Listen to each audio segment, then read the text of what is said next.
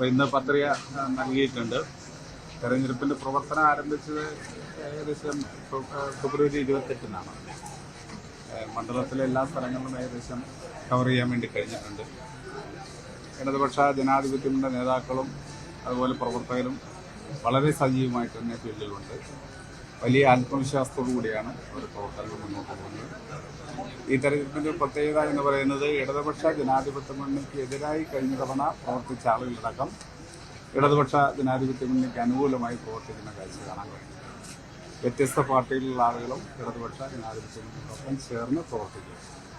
വലിയ ആത്മവിശ്വാസമാണ് ഈ തെരഞ്ഞെടുപ്പ് ഇടതുപക്ഷ ജനാധിപത്യ മുന്നണിക്കുള്ളത്. ഈ പെരുങ്ങോട്ടുകുറിശ്ശിയിലെ ഒരു പിന്തുണ ഭൂരിപക്ഷം കൂട്ടുവന്നതാണ്. എല്ലാ സ്ഥലത്തും പിന്തുണയുണ്ട്.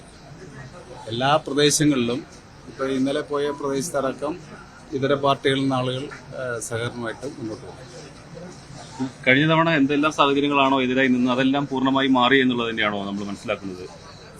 കഴിഞ്ഞ പ്രാവശ്യത്തെ സാഹചര്യം വ്യത്യസ്തമാണ്. ഈ പ്രാവശ്യത്തെ സാഹചര്യം വേറെ രീതിയിലാണ്. ഓരോ ഘട്ടത്തിലും തെരഞ്ഞെടുപ്പിൽ വ്യത്യസ്ത സാഹചര്യങ്ങളുണ്ടാകും.